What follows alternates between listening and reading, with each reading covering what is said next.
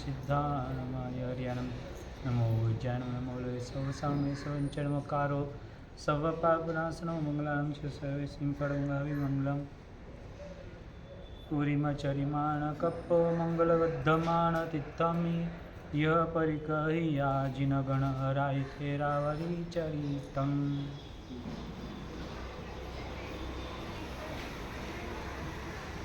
હવે આપણે આઠમું જે વધારે બધાને આરામદાયક કરે સ્થવિરાવલી, સાધુ પરંપરા જે આવે છે સ્થવિરાવલી ગુરુ ભગવંતોની 11 ગંધર્વની જે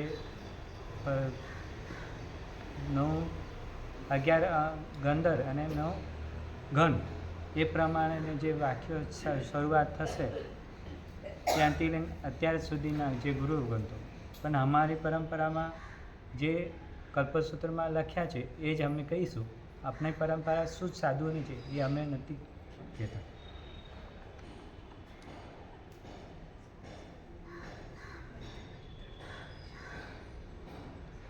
તે કારણે તે સમયે સમણ ભગવાન મહાવીર પ્રભુને 9 ગણ અને 11 ગંધર્વ થયા. શિષ્ય પૂછે કે હે ભગવાન, આપ એ કેવી રીતે કહો છો કે આ કેવી શ્રમણ ભગવાન મહાવીર 9 ગણ અને 11 ગંધર્વ થયા? કેમ કે બીજા તીર્થંકરો તો ગણ અને ગંધર્વોની સંખ્યા સરખી જ છે. ગૌતમ ગોત્રવાળા મોટા ઇન્દ્રભૂતિ નામે અહંકાર 500 શિષ્ય પહેલા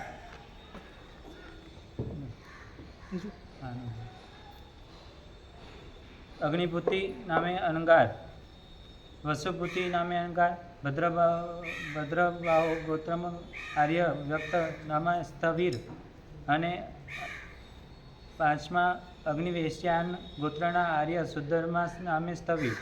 એ 5 ને 500 નો વાંચના થતી હતી સાધુ ભગવંતોને. એટલે છઠ્ઠા વાસિષ્ઠ ગોત્રના મંડિત પુત્ર નામે સ્થવિર,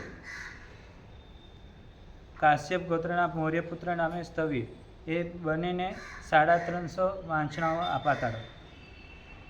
આ પ્રમાણે 8મા અને 9મા ગૌતમ ગોત્રના અંકપિત અને નામે સ્થવિર અને હરિયતન ગોત્રવાળા અચલ ભ્રાતા નામે સ્થવિર. એ 10મા અને 11મા સ્થવિર નોતાર્ય અને સ્થવિર પ્રભાસ કોડિણીય ગોત્રવાળા બને સ્થવિરો. એ ચારે ભેગા થઈને 300 વાંચના. એટલે 8મા અને 9મા અને 10મા અને 11મા એ બંનેની એક જ વાંચના હતી. એટલે બંનેની એક વાંચના હોવાથી 9 ગણ થયા. 11 અને 2 વાંચનાઓ એટલે 8, 7 અને 2 9 થયા. એ પ્રમાણે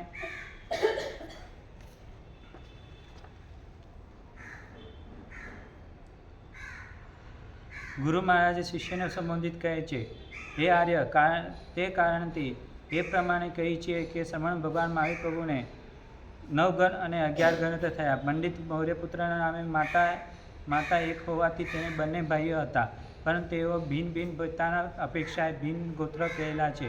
મંડિત પિતાના ધર્મદેવ અને મૌર્યપુત્રના પિતાએ મૌર્ય હતા. તે દેશમાં એક પતિ મરી ગયા પછી બીજા પતિ કરવાનો નિષેધ નહોતો, એમ વૃદ્ધ આચાર્યોનો મત છે. શ્રમણ ભગવાન મહાવીરના આ સર્વ 11 ગણધર દ્વાદશાંગી અને છોધપૂર્વ હતા. એટલે કે આચારાંગથી માંડીને દ્રષ્ટિવાદ પર્યંત 12 અંગને તથા છોધપૂર્વને ધારણ કરનારા હતા. તે 12 અંગને ધારણ કરનારા કહેવાથી તેની અંતર્ગત છોધપૂર્વીઓનો આવી જાય છે. પણ તેઓમાં અંગોમાં છોધપૂર્વનું પ્રધાનપણું જાણવા માટે અલગ કહેલો છે. કેમ કે છોધપૂર્વ પહેલાં રચ્યા છે અનેક વિદ્યા મંત્રાદિ અર્થમય મોટા પ્રમાણવાળા, તેથી આગોમાં છોધપૂર્વ પ્રધાન છે. વળી 11 ગંધર્વ કેવા હતા? સમસ્ત ગણિપીટકને ધારણ કરનારા. ગણ જેને હોય તે ગણી એટલે કે ભાવાશ્ચર્ય તેની પેટે સમાન તે ગણિપીટક. દ્વાદશાંગી તે સમસ્ત દ્વાદશાંગીના ધારણ કરનારા. આવા વિશેષણોથી વિભૂષિત થઈ 11 ગણધરો રાજગુરી નગરમાં નિર્જલ એવા માનસિક ભક્ત એટલે કે મહિનાના ઉપવાસ વડે યુક્ત પાદોપગમન અનશન કરી કાલધર્મ પામ્યા. યાવત સર્વ દુઃખથી મુક્ત થયેલા મોક્ષે ગયા. તેઓ સ્થવિર ઇન્દ્રપુતિ અને સ્થવિર આર્ય સુધર્મા શ્રી મહાવીર પ્રભુ મોક્ષે ગયા પછી બંને સ્થવિરો નિર્વાણ પામ્યા અને બાકીના 9 ગંધર્વો શ્રી મહાવીર પ્રભુની હયાતીમાં નિર્વાણ પામ્યા. જે આ પ્રમાણે શ્રમણ નિર્ગ્રંથ સંપ્રતકાલમાં વિચરે છે તેઓ સર્વે અનગાર આર્ય સુધર્મા સ્વામીને અપત્ય એટલે કે શિષ્ય સ્થાને જાણવા. કેમ કે બાકીના ગણધરોએ શિષ્ય સ્થાને રહિત નિર્વાણ પામ્યા છે, કારણ કે પોતાના નિર્વાણ કાલને પોતપોતાના ઘન સુધર્મા સ્વામી સોંપીને મોક્ષે ગયા છે. શ્રમણ ભગવાન મહાવીર કાશ્યપ ગોત્રના હતા. કાશ્યપ ગોત્રીય શ્રમણ ભગવાન મહાવીરને અગ્નિશ્વેશ્યાન ગોત્રવાળા સ્થવિર આર્ય સુધર્મા નામે શિષ્ય હતા. તે 500 ગણધર સુધર્મા સ્વામી શ્રી વીર પ્રભુને પટ્ટધર થયા. તેઓ કુલાંગ સન્નિવેશમાં દમ્મિલ નામે બ્રાહ્મણની બદીલા નામની ભાર્યાની કુકે જન્મ્યા હતા. તે 14 વિદ્યાના પારગામી થયા હતા. તેમણે 50 વર્ષની ઉંમરે શ્રી વીર પ્રભુ પાસે દીક્ષા લીધી હતી. 30 વર્ષ સુધી પ્રભુની સેવા કરી અને વીર પ્રભુ નિર્વાણ પછી 12 વર્ષે એટલે કે જન્મથી 12 વર્ષની ઉંમરે કેવળ જ્ઞાન થયું. ત્યાર પછી તેઓ 8 વર્ષ સુધી કેવળપણું પાલી સર્વ મળી કુલ 100 વર્ષ આયુષ્ય ભોગવી પોતાની પાટે જંબુ સ્વામીને સ્થાપી મોક્ષે ગયા. આપને એટલા સમયથી કલ્પસૂત્ર સાંભળીએ છીએ. ભગવાન મહાવીર સ્વામી અને ગૌતમ સ્વામીનો સમયનો કેટલો સમય આયુષ્ય કાલધર્મ પામે? ગૌતમ સ્વામી મોટા કે મહાવીર સ્વામી મોટા? અને ગૌતમ સ્વામીથી પણ મોટા કોણ આયુષ્ય પ્રમાણે? સુધર્મા સ્વામી આવે છે. કેમ કે સુધર્મા સ્વામીને 5 સોંપ્યા. કેવળને બંને મોક્ષે મહાવીર સ્વામી હયાત કાલધર્મ પામ્યા પછી ગૌતમ સ્વામી અને સુધર્મા સ્વામી કેવળ જ્ઞાન પામે. કાશ્યપ ગોત્રના આર્ય નામે શિષ્ય હતા. જંબુ સ્વામી સ્વરૂપ આ પ્રમાણે રાજગુરુ નગરમાં ઋષભદેવ શેઠાની ધારણી નામે સ્ત્રીને કુકે 5મા દેવલોકથી છવી જંબુકુમારનો જન્મ થયો. એક વખતે સુધર્મા સ્વામી વિચરતા હતા, છતાં તે નગરમાં પધાર્યા. તેમની દેશનાથી પતિબોધ પામેલા જંબુકુમારે શીલવ્રત અને સમકિત સ્વીકાર્યો. જંબુકુમારને તે હકીકત માતા પિતાને જણાવી. તેમના છતાં તેમને દૃઢ આગ્રહ કરી જંબુકુમારને એક સાથે 8 કન્યાઓ પરણાવી. રાત્રિની શયન ગૃહમાં તે 8 સ્ત્રીઓ સ્નેહ વિલાસયુક્ત વાણીથી જંબુકુમારને મોહિત કરવા ઘણા પ્રયત્ન કર્યા, છતાં વૈરાગ્ય મગ્ન જંબુકુમાર મોહિત ન થયા. કેમ કે સમ્યક અને શીલરૂપી 2 તુંબડા વડે ભવરૂપી સમુદ્ર પણ સહેલાઈથી તરી જવાય છે. તે 2 તુંબડાને ધારણ કરતા જંબુકુમાર સ્ત્રીઓને રૂપી નદીઓમાં કેમ ડૂબે? રાત્રિને સ્ત્રીઓને સંસારમાં અસારતા જણાવી વૈરાગ્યમય કરી પતિબોધ પમાડી. રાત્રિમાં જ્યાં જંબુકુમાર પોતાની સ્ત્રીઓને પતિબોધ આપતા હતા તે રાત્રિ 499 ચોરોથી પરિવેરેલા પ્રભવ નામનો ચોર ચોરી કરવા આવ્યો હતો. તે જંબુકુમાર વૈરાગ્યમય વાણી સાંભળી પતિબોધ પામ્યો, તથા બીજા ચોરો પણ પતિબોધ પામ્યા. સવારમાં 500 ચોર પોતાની 8 સ્ત્રીઓના માતા પિતા અને પોતાના માતા પિતા સાથે પોતે 500 કેટલા થાય? હા, ટોટલ કહું છું એમ પૂરા કરી. હા, કોઈ 11 કે કોઈ 24 કે એટલે 27, 527 એક જંબુકુમાર 99 કરોડ શરણયા ત્યાજી દહીં સુધર્મા સ્વામી પાસે દીક્ષા લીધી સ્વીકારી. પછી અનુક્રમે જંબુકુમારે કેવળ જ્ઞાન ઉત્પન્ન થયો. જંબુકુમાર 16 વર્ષના ગૃહસ્થપણામાં, 20 વર્ષનો છદ્મસ્થપણામાં અને 44 વર્ષ કેવલીપણામાં રહ્યા. સૌથી વધારે કેવલપણામાં રહ્યા તો જંબુ સ્વામી. એના પછી કેવલ જ્ઞાનનો નિશ્ચય થાય છે. કેવી રીતે? એવી રીતે કે કુલ 100 વર્ષનો 80 વર્ષનું આયુષ્ય ભોગવી શ્રી પ્રભુ સ્વામીને પોતાની પાટે સ્થાપી મોક્ષે ગયા. અહીં કવિ ઘટના કરે છે કે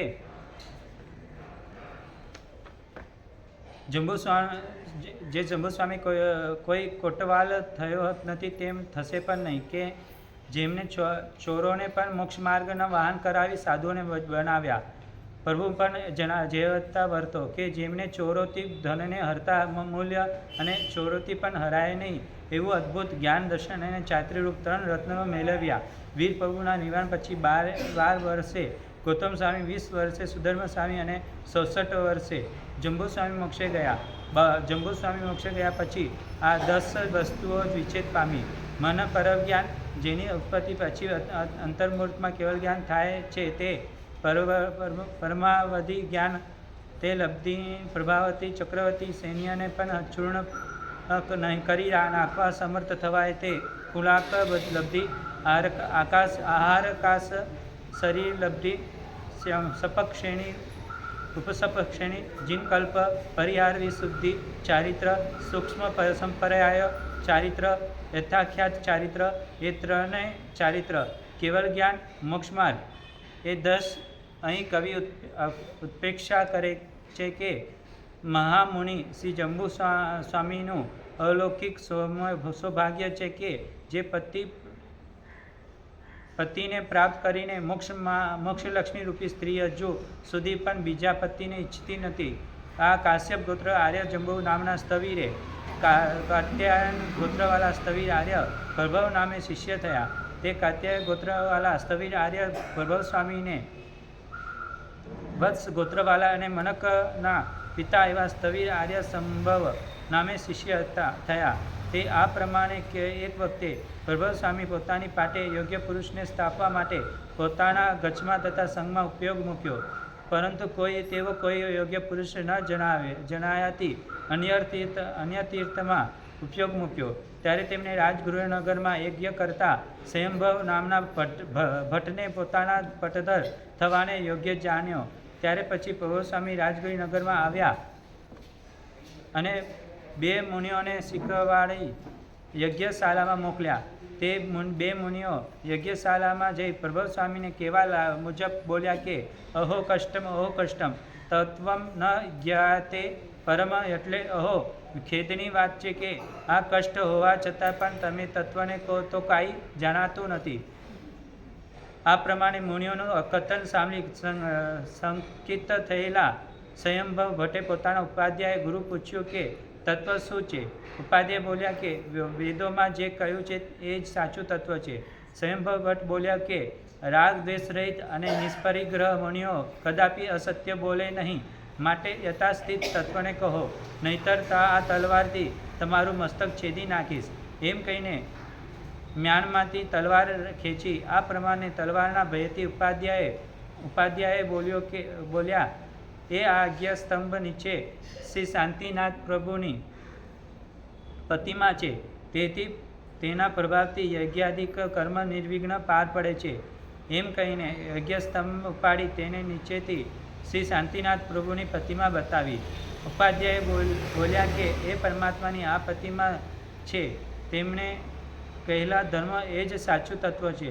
એ શાંતિનાથ પ્રભુની પ્રતિમાનું દર્શન થતાં સ્વયંભવ ભટ્ટ પ્રતિબોધ પામ્યા અને તુરંત તેમની પ્રભવ સ્વામી પાસે જઈ ધર્મોપદેશ સાંભળી દીક્ષા સ્વીકારી. ત્યાર પછી પ્રભુ સ્વામી શ્રી સ્વયંભવને પોતાની પાટે સ્થાપી સ્વર્ગે ગયા. જ્યારે સ્વયંભવ સ્વામીએ દીક્ષા લીધી ન હતી ત્યારે તેમની પત્નીએ ગર્ભવતી હતી. તેણીને મનક નામે પુત્ર થયો. તે મનક પુત્રને સ્વયંભવ સુરી પાસે દીક્ષા લીધી. દીક્ષિત થયેલા મનકનું આયુષ્ય 6 મહિના જ અવશેષ હોવાથી તેને થોડા વખતમાં શ્રુતના સારનો બોધ પામાડવા માટે સ્વયંભવ સુરીએ સિદ્ધાંતમી સાર ઉદ્ધરીને 10 કાલિક સૂત્રનું રચ્યું અને અનુક્રમે વિશ્વભદ્ર પોતાની પાટે સ્થાપી. શ્રી પ્રભુ મહાવીર પ્રભુની નિર્વાણ પછી 98મે વર્ષે સ્વર્ગે ગયા. અમારે એવું અવભાગ્ય છે કે અમે જે સાધુ થઈએ ને પછી તરત જ 10 વૈકાલિકનો જોગ અને જે વડી દીક્ષા એનું જોગ કહેવાય. એ આ 10 વૈકાલિક અમે અધિકારી છીએ, તમે વિચારજો, તમારી ભાવના થાય તો આવાશે. તો આ રીતે વાત્સલ્ય ગોત્રવાલા અને મનક પિતાના એવા સ્થવિર આર્ય સંભવ તુરંગી કાર્યના ગોત્રવાલા સ્થવિર આર્ય યશોભદ્ર નામે શિષ્ય થયા. તે હવે આર્ય યશોભદ્રથી આરંભી પહેલાં સંક્ષિપ્ત વાચના વડે સ્થવિરાવલી કહે છે. આર્ય યશોભદ્રથી આગળ સંક્ષિપ્ત વાચના વડે આવી રીતે સ્થવિરાવલી કહી. તે આ પ્રમાણે તુંગીકાયના ગોત્રવાલા સ્થવિર આર્ય યશોભદ્રને જે 2 સ્થવિર શિષ્ય થયા, એક માંડ્ય ગોત્રવાલા અને આર્ય સંભૂતિ વિજય સ્થવિર આર્ય, બીજા પ્રાચીન ગોત્રવાલા આર્ય ભદ્રભાવ સ્થવિર. આ પ્રમાણે યશોભદ્રની પાટે શ્રી સંભૂતિ વિજય અને ભદ્રભાવની નામના 2 પટ્ટધર થયા. તેમાં શ્રી ભદ્રભાવ સ્વામી સંબંધ આ પ્રમાણે પ્રતિષ્ઠાનંદપુર નગરમાં બ્રાહ્મણ જાતિના શ્રી વારામિહિર અને ભદ્રભાવ નામે 2 ભાઈઓ દીક્ષા લીધી. ગુરુ પાસે માદ્રાભાવનું યોગ્ય જાણી આચાર્ય પદવી આપી. તે વારામિહિ ઈચ્છા આવી અને તે કરુષ્ટ થઈને દીક્ષા છોડીને પાછો બ્રાહ્મણ વેશ સ્વીકારી વારાહ સંહિતા નામે ગ્રંથ બનાવી લોકોને નિમિત્ત જોવા વડે આજીવિકા ચલાવવા લાગ્યા. વળી તે લોકોમાં પોતાની પ્રસિદ્ધિ કરવા કહેવા લાગ્યા કે મેં એક વખતે જંગલમાં પથ્થર ઉપર સિંહ લગ્ન આલેખ્યું હતું અને ભૂલથી તે લગ્ન ઘૂસ્યા વગર ઘેર આવ્યો. રાત્રે સૂતી વખતે તે યાદ આવવાથી લગ્ન ભક્તિથી તુરત જ્યારે ત્યાં ગયા ત્યારે તે લગ્ન ઉપર ઊભેલો સિંહ જોયો. છતાં તે હિંમત કરી તે સિંહની નીચે હાથ નાખી લગ્નને ભૂસી નાખવાથી મારી ભક્તિ જોઈને સિંહ લગ્નનો સ્વામી સૂર્ય સંતુષ્ટ થયો અને પ્રત્યક્ષ થઈ મને પોતાની મંડળમાંથી લઈ ગયો. ત્યાં સૂર્યએ મને ગ્રહોનો સર્વ ચાલ દેખાડ્યો. ત્યાં જે જ્યોતિષી બલથી હું ત્રણ લોકની વાત જાણું છું. આવી રીતે વરાહમિહિરે કલ્પિત વાતો કહીને લોકોમાં પૂજવા લાગ્યો. એક વખતે વારાહમિહિની રાજા આગળ કુંડાલો આલેખી કહ્યું કે આકાશમાંથી કુંડાલાની વચમાં 52 પલ પ્રમાણવાળો મત્સ્ય પડશે. તે આ વખતે તે નગરીમાં બિરાજમાન ભદ્રભાવ સ્વામી કહ્યું કે આકાશથી પડતા માર્ગમાં અર્ધબલ શોષાઈ જશે, જેથી મત્સ્ય 51 પલ પ્રમાણે પડશે. વળી તે કુંડાલાની વચમાં ન પડતા કાંટે પડશે. શ્રી ભદ્રભાવ સ્વામીના કહેવા મુજબ મત્સ્ય પડ્યો, તેથી લોકોમાં તેના જ્ઞાનની પ્રશંસા થઈ. વળી તે એક દિવસ રાજાને ઘેર પુત્રનો જન્મ થયો. વરાહમિહિરે જન્મપુત્ર પત્રિકા કરી તેનું 100 વર્ષ આયુષ્ય કહ્યું. પુત્ર જન્મથી ખુશાલીમાં નગરમાં લોકો ભેટના ધરવા આવ્યા તથા અન્ય દર્શની બ્રાહ્મણો સંન્યાસીઓ વગેરે આશીર્વાદ આપવા આવ્યા. જેનો પર ઈર્ષ્યા ધરાવતા વરાહમિહિરે આ વખતે લગ્ન લાગ જોઈને કહ્યું કે રાજેન્દ્ર, આપને ઘેરે પુત્રનો જન્મ થયો, છતાં વ્યવહારના અંજાન જૈન મુનિઓએ પુત્રનું દર્શન કરવા પણ ન આવ્યા. આ પ્રમાણે જૈનોની નિંદા કરી. તે લોકોમાં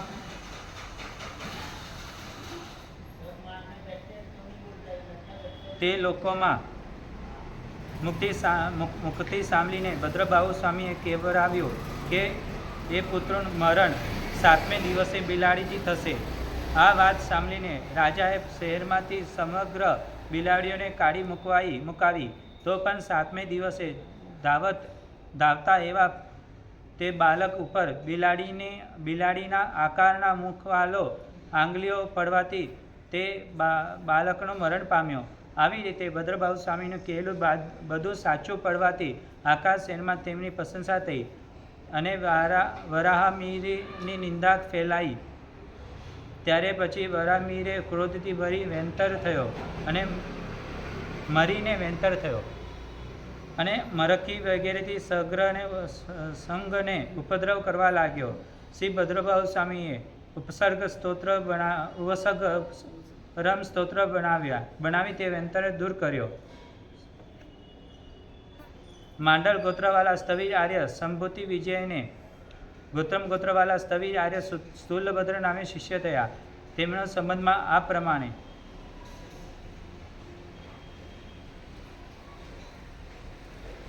પાટલીપુત્ર નગરમાં નંદ રાજા નામે સંકટ નામે મંત્રી હતો. તે સ્થૂલભદ્ર અને શ્રીયક નામે બે પુત્ર થયા હતા. નગરમાં કોસ્યા નામની વેશ્યાને ઘેર ભોગ ભોગવતા સ્થૂલભદ્ર 12 વર્ષ સુધી રહ્યા હતા અને શ્રીયક નંદ રાજાનો અગસર રક્ષક થઈને રહ્યો હતો.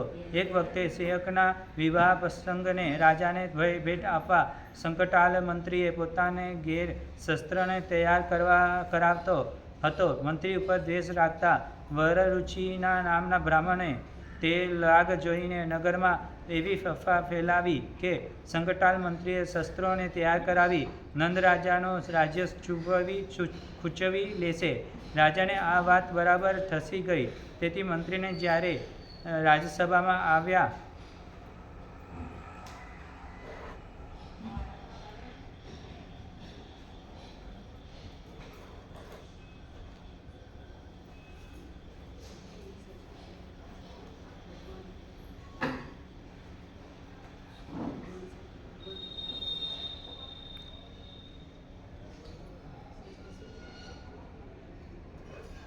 તો બરાબર છે. પાણી ટીપા પડે છે.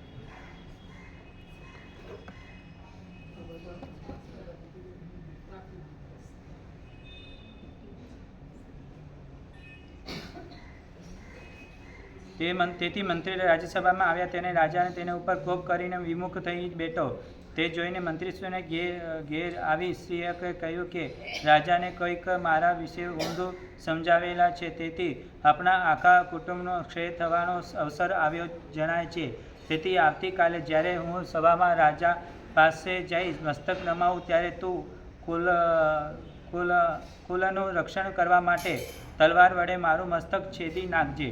તે એ વર્ષ મારા એકનો ક્ષય કરીને તું આખા કુટુંબનું રક્ષણ કર. ગડપણને લીધે હું મૃત્યુની સમીપમાં તો છું જ, વળી હું મુખમાં તાલપુટ વિષ રાખીને રાજાને નમન કરીશ. તેથી લગભગ મરી જતા એવા મારું મસ્તક છેદવામાં તારું પિતૃ હત્યાનું પણ લાગશે નહીં. શ્રીયકે ઘણી આનાકારી કરવા છતાં મંત્રીશ્વરે અતિશય આગ્રહ કરી તેમને કરવા કબૂલ કરાવ્યો અને બીજા દિવસે શ્રીયકે તે પ્રમાણે કર્યું. નંદ રાજાએ આવું સાહસ કરવાનું કારણ પૂછતા શ્રીયકે બધી હકીકત નિવેદન કરીને રાજાને કીધી. આ નંદ રાજાએ વરુરુચિના કાવતરની ખાતરી થતાં ઘણો પશ્ચાતાપ થયો. ત્યારે પછી નંદ રાજાએ કોસાને ઘેરેથી સ્થૂલભદ્રને બોલાવી મંત્રીપદને સ્વીકારવાનું કહ્યું. ત્યારે તેમણે વિચારીને જવાબ આપીશ એમ કહીને અશોકવાડીમાં જઈ પોતાના ચિત્તમાં પિતાનું મૃત્યુ વિચારી સંસારનું દુઃખદાયી જાણી ત્યાં પોતાની મેલે જ દીક્ષા લીધી. ત્યારે પછી તેઓ શ્રી સંભૂતિ વિજય પાસે જઈ વિધિપૂર્વક વ્રત સ્વીકારી તેમના શિષ્ય થયા. એક વખતે વર્ષાકાળ આવતા એક મુનિએ સંભૂતિ વિજય ગુરુને વંદન કરી એવો અભિગ્રહ લીધો કે હું સિંહ ગુફા દ્વારા આગળ ચાતુરમાં રહીશ. બીજા મુનિએ એવા અભિગ્રહ લીધા કે હું સર્પણદર પાસે ચાતુર્માસ રહીશ. ત્રીજા મુનિએ એવું અભિગ્રહ લીધું કે હું કૂવામાં કાંટા ઉપર ચાતુર્માસ કરીશ. આ પ્રમાણે અભિગ્રહ ધારણ કરનારા તે ત્રણેય મુનિ યોગ્ય જાણી ગુરુ મહારાજે તે સ્થળે ચાતુર્માસ લેવા અનુમતિ આપી. ત્યારે શ્રી સ્થૂલભદ્ર વંદન કરી બોલ્યા કે હે ભગવાન, હું કોસ્યા વેશ્યાની ચિત્રશાલામાં ચાતુર્માસ રહીશ. ગુરુ મહારાજે ઉપયોગથી તેને યોગ્ય જાણી અનુમતિ આપીશ. કોસાને ઘેર ચિત્રશાલામાં ચાતુર્માસ રહેલા શ્રી સ્થૂલભદ્ર સટરસ આહારનું ભોજન કરવા છતાં અને કોસાએ ઘણા આભાવ કરવા છતાં જરા પણ ચલાયમાન ન થયા. ઉલટા સત્વશાળી તે મહામુનિએ ધ્યાનરૂપ અગ્નિને વધારી અને પ્રદીપ્ત કર્યો. તેમનો કોસાને સંસારની અનિત્યતા સમજાવી ભક્તિપોત પમાડી વર્ષાકાળ વ્યતીત થયા. અનુક્રમે તે ત્રણેય મુનિઓ ગુરુ મહારાજ પાસે આવ્યા. તેમને ગુરુ રાજાએ કહ્યું કે અહો દુષ્કારક, તમને કુશલ છો? પછી સ્થૂલભદ્ર આવતા ગુરુ મહારાજે ઊભા થઈને શ્રી સંઘ સમક્ષ બોલ્યા, હે દુષ્કારક એટલે કે દુષ્કર 2 વાર બોલવાથી તે બીજા મુનિને ખેદ થયો. એ પ્રમાણે મહારાજના મુક્તિ સ્થૂલભદ્રની પ્રશંસા પોતાની અધિક સાંભળી તે ત્રણેય મુનિઓએ દુભાયા. હવે બીજા વર્ષાકાળમાં આવતા શ્રી ગુફામાં પાસે ચાતુર્માસ કરનાર મુનિએ ગુરુ મહારાજને કહ્યું કે હું ચાતુર્માસ કોસ્યા વિષયને ઘેર કરીશ. આ પ્રમાણે મહારાજને બોલ્યા કે હે ભદ્ર, આ કામદી દેવ રાજાધિરાજ સમાન વેશ્યાને ઘરમાં ચાતુર્માસ કરવું તે દુષ્કર છે. તે એ અભિગ્રહ નિભાવવામાં તો મેરુ જેવા અક્ષર સ્થૂલભદ્ર સમર્થ છે.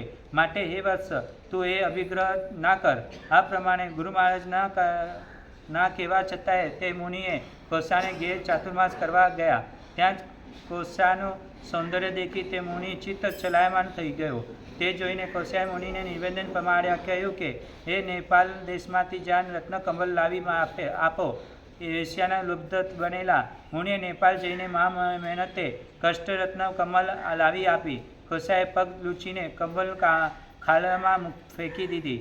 ઘણું કષ્ટ વેઠી મેળવેલી રત્નકમલ આવી રીતે ખાલામાં ફેંકી દીધેલી જોઈ મુનિ બોલ્યા કે અરે સુંદરી, મહામૂલ્યવાન એ રત્નકમલ તે કાદવામાં કેમ ફેંકી દીધી? કોશાએ અવસર જોઈને બોલી કે હે મુનિ, રત્નકમલથી અધિક મૂલ્યવાન તથા ઇહલોક અને પરલોકમાં સુખ આપનારું આ દુર્લભ ચારિત્ર રત્ન તમારે ગુમાવવા તૈયાર થઈ ગયા. તેને માટે તમને આ જરા પણ શોક થતો નથી અને રત્નકમલ માટે કેમ શોક કરો છો? અહીંયા બતાવે છે કે આપણે કેવા છીએ. આ તો હંમેશા સાધુઓ પણ સંસારીઓની પણ વાત આવે. તમે જ્યારે પૈસા આવે તો પહેલાં ગુરુ મહારાજ બાજુમાં બેઠા, મિનિસ્ટર આવે ને તો પહેલાં મિનિસ્ટરને લઈને પાછળ દોડે બધા. ગુરુ મહાત્માનું ક્યાં કેટલો બહુમાન છે એ ખ્યાલ આવી જાય. ત્યારે પરમાત્મા પાસે જઈએ તો કેટલું બહુમાન રાખીએ એ પણ ખ્યાલ આવી જાય. આ રીતે આપણે દ્રષ્ટિ વિચાર કરીએ કે આપણે ક્યાં છીએ. તે રત્નકમલથી અધિક મૂલ્યવાન આવા ચારિત્ર તમે ગુમાવો છો. તે માટે તમને જરા પણ શોક થતો નથી અને રત્નકમલ માટે કેમ શોક કરો છો? આ પ્રમાણે કોસાના વચનો સાંભળીને પતિપોત પામેલા તે મુનિએ પોતાના મુનિમાર્ગપણાનું ભાન આવ્યું અને પાછા શુભ ધ્યાનમાં સ્થિર થયા. ચાતુર્માસ પૂર્ણ કરીને તે મુનિએ ગુરુ મહારાજ પાસે આવીને બોલ્યા કે સમગ્ર સાધુ સ્થૂળભદ્ર તે સ્થૂળભદ્ર એક જ છે. ગુરુ મહારાજે તે જેમણે દુષ્કર કારક કહ્યું છે હતું તે યુક્ત છે. પુષ્પફળ, મદિરા, માંસ અને સ્ત્રીઓના રસને જાણવા છતાં પણ તે જેઓ તેનાથી વિરક્ત થયા દુષ્કર કારક હું વંદન કરું છું.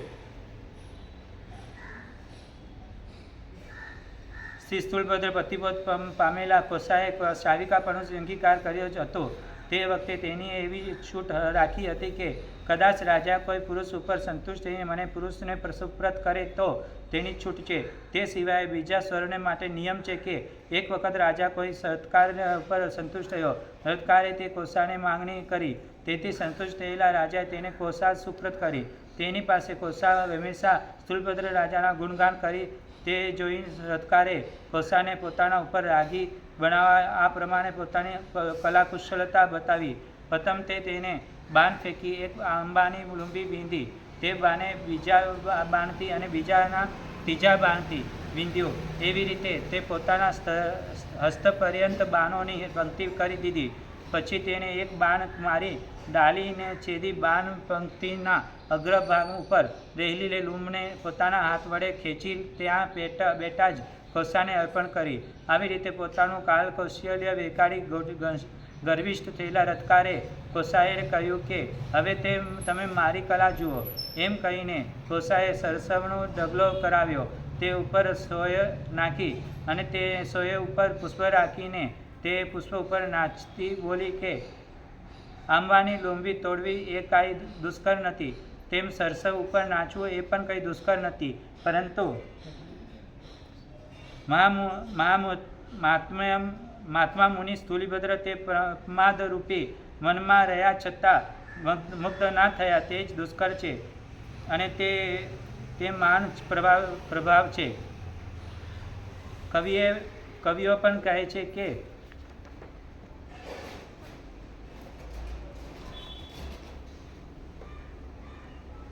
પર્વતમાં, ગુફામાં, એકાંતમાં અને વનમાં નિવાસ કરતા હજારો મનુષ્યો ઇન્દ્રિયોને વશ રાખનારા થયા છે. અતિ રમણીય મહેલમાં યુવતી સ્ત્રી પાસે રહીને ઇન્દ્રિયોને વશ કરનારા તો એક સંકટાલ પુત્ર સ્થૂલિભદ્ર જ છે. આ આશ્ચર્ય છે કે જેને અગ્નિમાં પ્રવેશ કર્યો તે પણ દાજ્યા નહીં, જે તલવારની ધારા ઉપર ચાલ્યા તો પણ છેદાયા નહીં, જે કાલ અને સર્પના દરમાં રહ્યા તે પણ ડંકાયા નહીં, અને જે કાજલની કોટડીમાં રહ્યા તો પણ તેમની ડાઘ લાગ્યો નહીં. વેશ્યાના રાગવાલી હતી, હંમેશા તેમને કહેવા પ્રમાણે ચાલનારી હતી. સડરસ ભોજન મળતું હતું, સુંદર ઘર, ચિત્રશાળા હતી, મનોહર શરીર હતું, નવી વયનો સમાગમ હતો, વયોવનવય હતો, સમય પણ મેઘ વડે શ્યામ વર્ષા ઋતુનો હતો. તો પણ જેમણે આદરથી કામદેવને જીત્યો એવા કોષાને પતિબોધ પમાડનારા કુશલ શ્રી સ્થૂલભદ્ર મુનિવરને હું વંદન કરું છું. કવિઓએ સ્થૂલિભદ્રની સત્વની પ્રશંસા કરતા કહે છે કે અમે તો વિચાર કરીએ શ્રી નેમિનાથની પણ એક સંકટાલ પુત્ર સ્થૂલિભદ્રને મુખ્ય વીર પુરુષને માનીએ છીએ, કારણ કે નેમિનાથ પ્રભુએ પર્વતરૂપી કિલ્લા ઉપર ચડીને મોહને જીત્યો હતો, પણ આ વસી મુનિએ તો મોહના ઘરમાં પ્રવેશ કરીને તે મોહને જીત્યો. એક વખતે તે 12 વર્ષનો દુષ્કાળ અંતે સંઘમાં આગ્રહપૂર્વક વત્સી ભદ્રભાવ સ્વામી 500 સાધુઓને હંમેશા 7 વાંચનાઓ વડે દ્રષ્ટિવાદ ભણાવવા લાગ્યા. તે વખતે તેઓએ મહાપ્રાણ નામનું ધ્યાન સાધતા હોવાથી વાંચના આપવામાં તેમને થોડો વખત મળતો, તેથી વિશેષ વાંચના ન મળતી હોવાથી બીજા સાધુઓ ઉદ્વેગ પામી ચાલ્યા ગયા, અને એક સ્થૂલભદ્ર જ રહ્યા. મહાપ્રાણ ધ્યાન પૂર્ણ થતાં શ્રી ભદ્રભાવ સ્વામી તેમને વધારે વાંચના આપવા લાગ્યા. તેમની પાસે સ્થૂલભદ્રએ 2 વસ્તુ ન્યૂન એવા 10 પૂર્વ ભણ્યા. એક વખતે ભદ્રભાવ સ્વામી વિહાર કરતા પાટલીપુત્ર નગરમાં ઉદ્યાનમાં પધાર્યા. તેમને સ્થૂલભદ્રની વગેરે બહેનો સાધ્વી બહેનો વંદન કરવા આવી. તે ગુરુ મહારાજને વંદન કરી તેમને પૂછ્યું કે હે પ્રભુ, આ સ્થૂલભદ્ર ક્યાં છે? ગુરુ બોલ્યા કે આ નજીકના જીર્ણ દેવકુલમાં છે. પછી તે દેવકુલ તરફ ચાલી. તેમને આવી જોઈ સ્થૂલભદ્રને આશ્ચર્ય બતાવવા સિંહનું રૂપ કર્યું. સિંહને જોઈને તે સાધ્વીઓ ભયભીત થઈ ગયા, અને ગુરુ મહારાજ પાસે આવી કહેવા લાગી કે હે ભગવાન, કોઈ સિંહ અમારા જ્યેષ્ઠ બંધુને ભક્ષણ કરી ગયો જણાય છે. ત્યારે તે સિંહ ત્યાં છે. તે સાંભળી ઉપયોગ દેતા ખરી હકીકત જાણીને આશ્ચર્ય આદેશ આપ્યો કે જાઓ, ત્યાં તમારો શ્રેષ્ઠ બંધુ છે, પણ સિંહ નથી, તેમને વંદન કરો. તે સાંભળીને રક્ષા વગેરે સાધ્વીઓએ ફરીથી ત્યાં ગઈ અને સ્થૂલભદ્રને પોતાના સ્વરૂપમાં બેઠેલા જોઈ તેમને વંદન કરી પોતાને સ્થાને ગઈ. પછી સ્થૂલભદ્ર વાંચના લેવા ભદ્રભાવ સ્વામી પાસે આવ્યા, પણ સ્થૂલભદ્રને કરેલા અપરાધથી તે અતિશય દુભાયા હતા. તેઓ બોલ્યા કે એ સ્થૂલભદ્ર, તમે વાંચનાના અયોગ્ય છો. તે સાંભળીને સ્થૂલભદ્રે પોતાના અપરાધને સંભાળીને કહ્યું કે હે ભગવાન, ક્ષમા કરો, હું ફરીથી એવો અપરાધ નહીં કરું. આચાર્ય બોલ્યા કે તમે અપરાધ કરવાથી વાંચનાને લાયક નથી. ત્યારે પછી સ્થૂલભદ્રએ આચાર્ય મહારાજને મનાવા સંઘને કહ્યું. સંઘના આગ્રહથી આચાર્ય મહારાજે તે સ્થૂલભદ્ર વાંચના આપવાનું સ્વીકારી કહ્યું કે હવે પછી મત સત્વવાલા બીજા સાધુઓ અપરાધ કરશે, તેથી તમારે બીજા કોઈ શ્રેષ્ઠ પૂર્વની વાંચના ન દેવી. એ પ્રમાણે સ્થૂલભદ્ર અભિગ્રહ કરાવી બાકીના 4 પૂર્વની વાંચના સૂત્રથી મૂળ માત્ર આપી. તેથી મહામુનિ સ્થૂલભદ્ર 14 પૂર્વધર થયા. કહ્યું છે કે છેલ્લા કેવલી જંબુસ્વામી થયા. પ્રભુ સ્વયંભવ, યશોભદ્ર, સંભૂતિ વિજય, ભદ્રભાવ અને સ્થૂલભદ્ર એ 6 સુત કેવલી થયા. ગૌતમ ગોત્રવાળા સ્થવિર આર્ય સ્થૂલભદ્રને બે સ્થવિર શિષ્ય હતા. તે એક એલાપ્યત્ય ગોત્રવાળા સ્થવિર આર્ય મહાગીરી અને બીજા વાશિષ્ઠ ગોત્રવાળા સ્થવિર આર્ય સુહસ્તી. જીન કલ્પનો વિચ્છેદ થવા છતાં મહાત્મા શ્રી આર્ય મહાગીરી જીન કલ્પની તુલના કરી હતી. આર્ય સુહસ્તી દુષ્કાળમાં સાધુઓ પાસે ભિક્ષા માંગતા એક ભિક્ષુકને દીક્ષા આપી. તે ભિક્ષુક મરી સંપ્રતિ રાજા થયો. સૈનિક રાજાને પુત્ર કૌણિક તેનો પુત્ર ઉદાયી તેની ગાદીએ નંદરાજાની ગાદીમાં ચંદ્રગુપ્ત તેનો પુત્ર બિંદુસાર તેનો પુત્ર અશોકશ્રી તેનો પુત્ર કુણાલ અને તેના કુણાલનો પુત્ર સંપ્રતિ થયો. સંપ્રતિને જન્માંતા જ તેના દાદાએ રાજ્ય આપ્યો. એક વખતે રથયાત્રામાં પ્રવૃત્ત થયેલા આર્ય સુહસ્તીસુરીએ જોઈ સંપ્રતિ રાજાએ જાતિસ્મરણ જ્ઞાન ઉત્પન્ન થયું. તેની આચાર્ય પાસે ધર્મોપદેશ સાંભળીને સાવકપણું અંગીકાર કર્યો.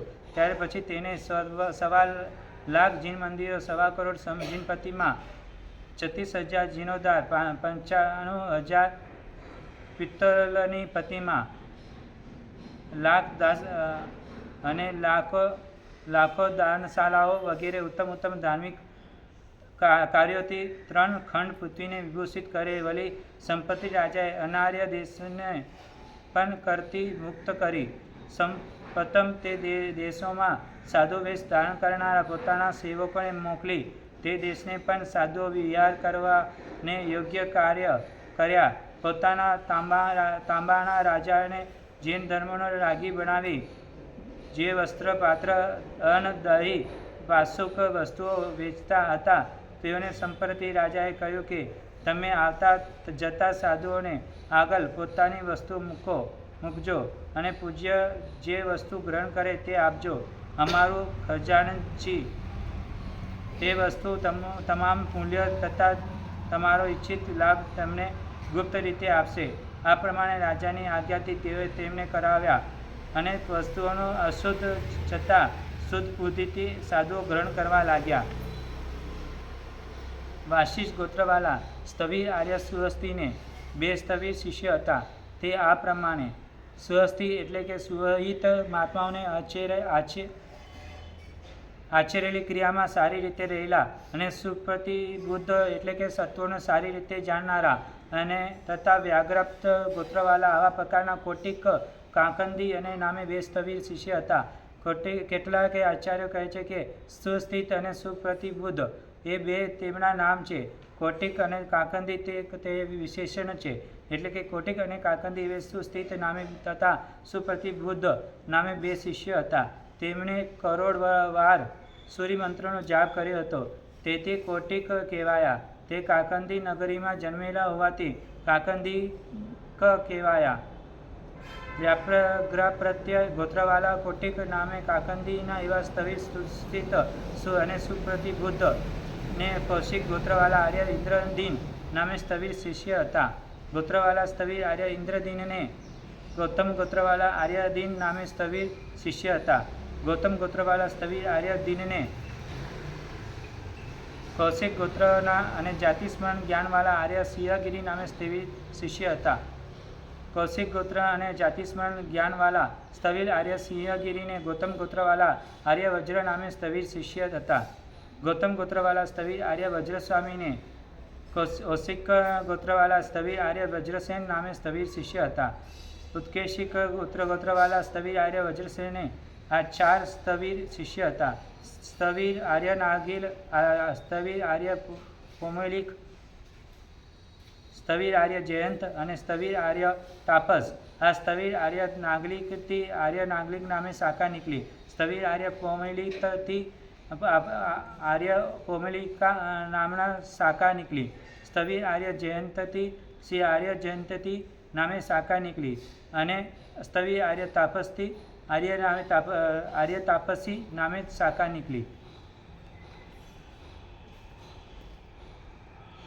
કોઈને ગૌલિકા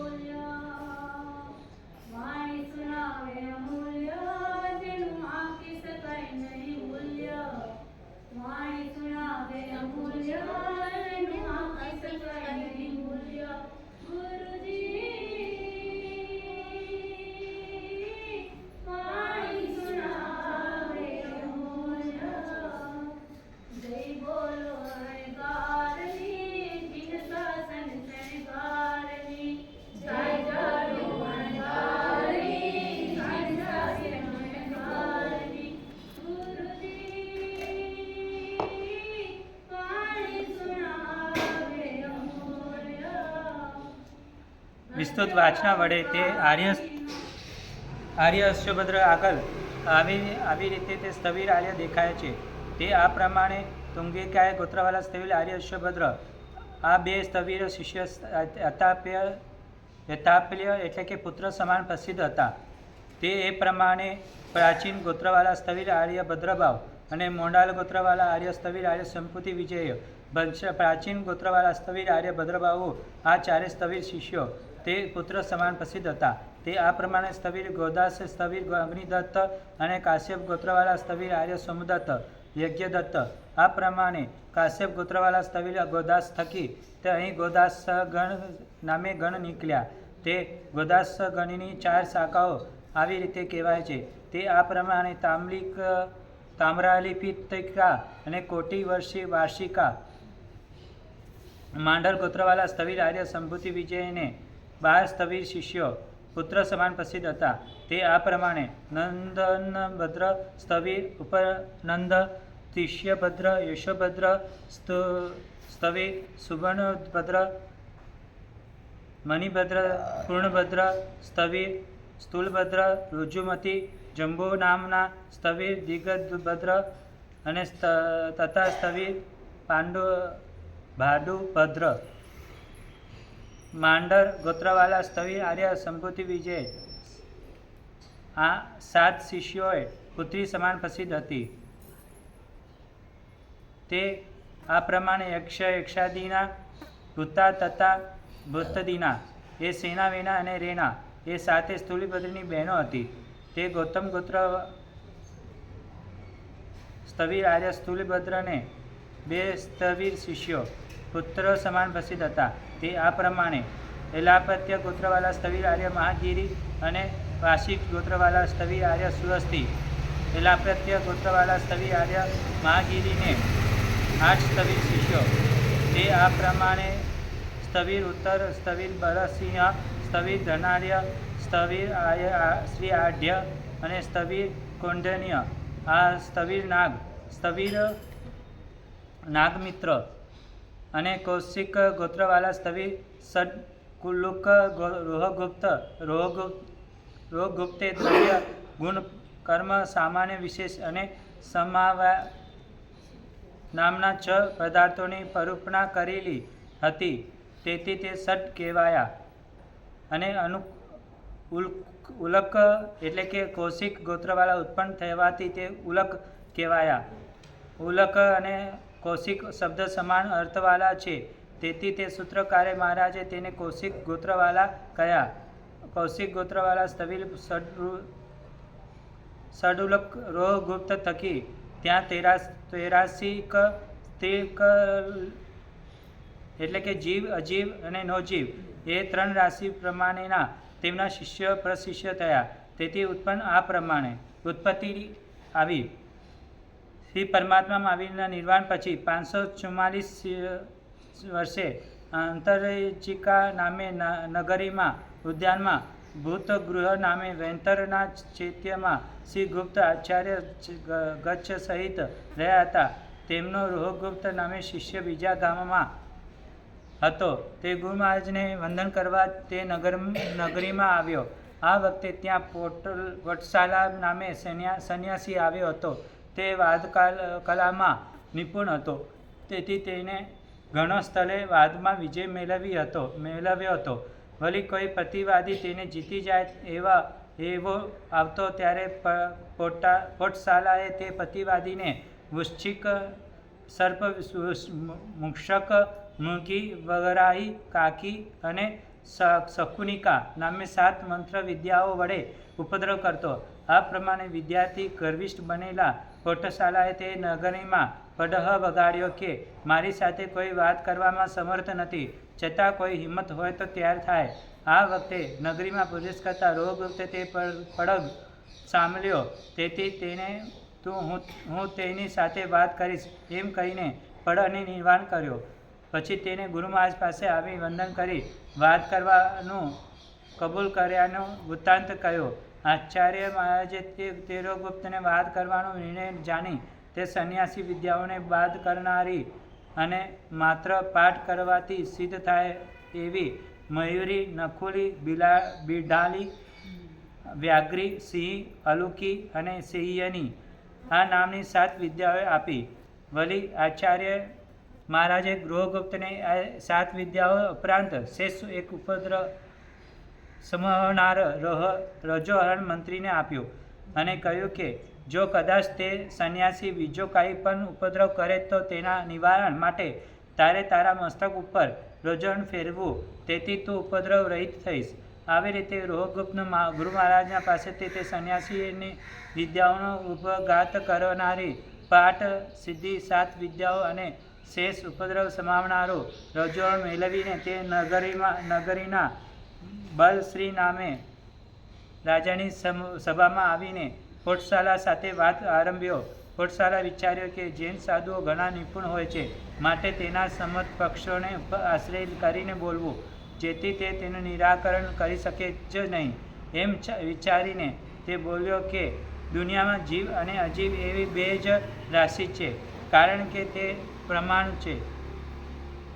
તેથી સુખ અને દુઃખ, ધર્મ અને અધર્મ, પુણ્ય અને પાપ, દ્રવ્ય અને ભાવ, રાત્રિ અને દિવસ ઇત્યાદિ 2 રાશિની જેમ સાંભળીને ગૃહગુપ્તને વાદીનો પરાભવ કરવા માટે પોતાનો સંમત પક્ષને પણ છોડી દઈને તેને અસત્ય ઠરાવ કર્યો કે તે જે હેતુ આપ્યા છે બીજી રીતે જોવામાં આવે છે, તેથી અસિદ્ધ છે. સાંભળ, દુનિયામાં જીવ, અજીવ અને નોજીવ 3 રાશિ છે, કારણ કે તે પ્રમાણે જોવામાં આવે છે તે સત્વ, રજ અને તમસ એ 3 ગુપ્ત ગુણ, રસ્વ, દીર્ઘ અને પ્લુત એ 3 સ્વર, વર્તમાન, ભૂતકાળ અને ભવિષ્ય એ 3 કાળ, પ્રાતઃકાળ, મધ્યાહ્ન અને સયાકાળ એ 3 સંધ્યા, એ વચનથી દ્વિવચન, બહુવચન એ 3 વચન, સ્વીકાર, મૃત્યુ અને પાતાળ 3 લોક, સ્વર્ગ, મૃત્યુ અને પાતાળ એ 3 લોક.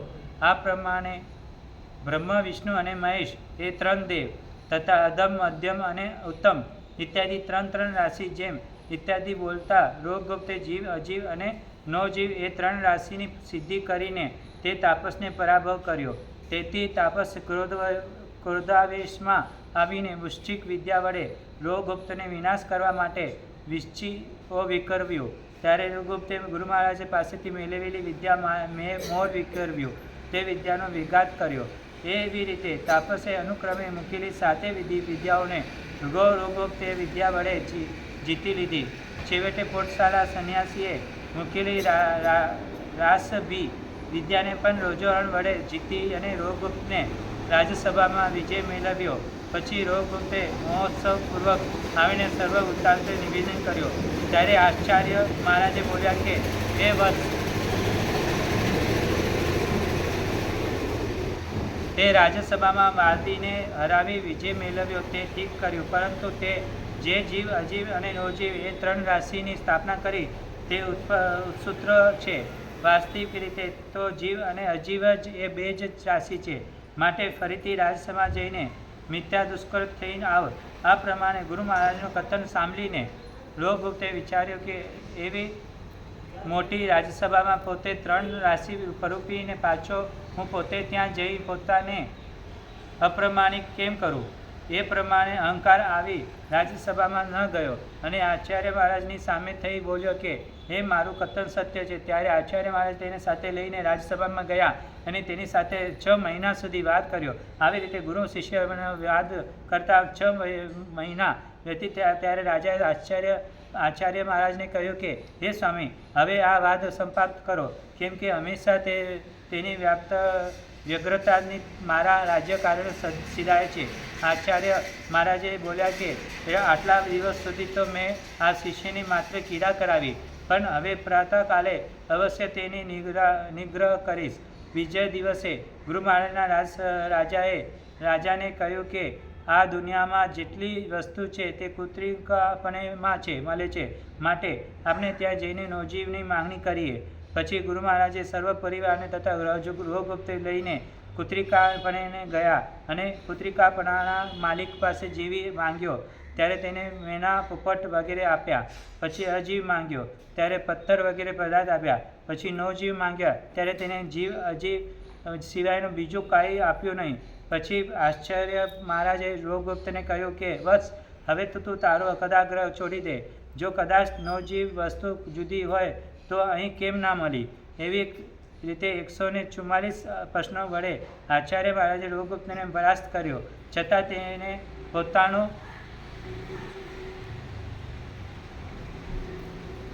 દુરાગ્રહ છોડ્યો નહીં. તેથી ગુરુ મહારાજે ક્રોધથી ભડકા નાખવાથી કુંડીમાં રહેલી તે ભસ્મ તેને મસ્તક પર નાખીને તેને સંઘ બહાર કર્યો.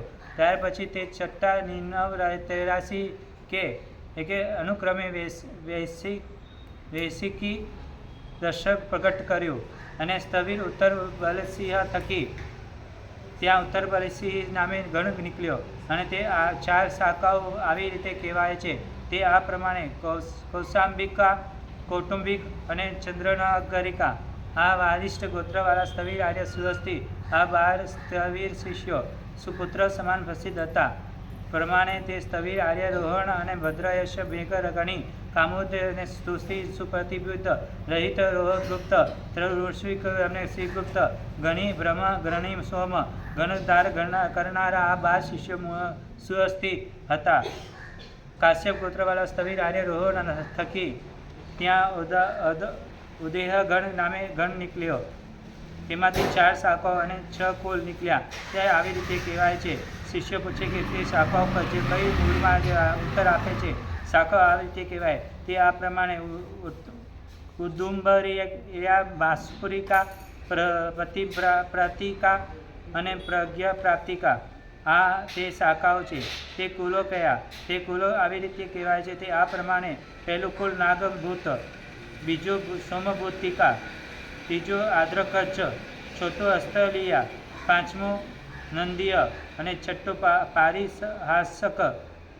આ 6 કુલ ગણના જાણવા. હારિત ગોત્રવાળા સ્થવિર શ્રીગુપ્ત થકી અહીં 4 ગણના નામે ગણ નીકળ્યો. તે આ 4 શાખાઓ અને 7 કુલ આવી રીતે કહેવાય છે. તે શાખાઓ કઈ શાખા તે આવી રીતે કહેવામાં આવે છે: હરિતિમાલાકારી, શંકરાસિકા, ગવેદિકા અને વજ્રનાગરિકા. આ તે શાખાઓ છે. તે કુલો કયા? તે કુલો આવી રીતે કહેવાય છે. તે આ પ્રમાણે: અહીં પહેલું કુલ વાત્સલ્ય, બીજું પ્રતિપદામી અને ત્રીજું હાલ્ય, ચોથું પુષ્પમિત્રય અને પાંચમું માલ્ય, છઠ્ઠું આર્યવેટક, સાતમું કૃષ્ણસહ, સાતમું કુલ ચારણ ગણના જાણવા.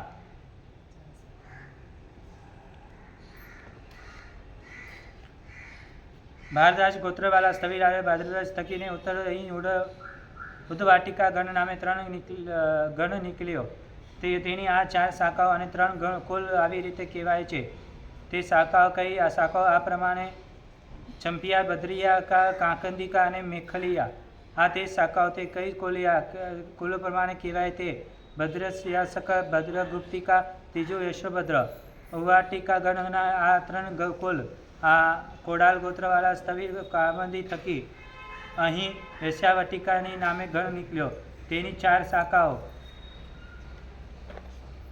4 કુલ આવી રીતે કહેવાય છે. શાખાઓ તે કઈ શાખાઓ કહેવામાં પ્રમાણે: સાવસ્તિકા, રાજ્યપાલિકા, અંતરિક અને સેમાલિયા. આ શાખાઓ એ કુલિયા કયા?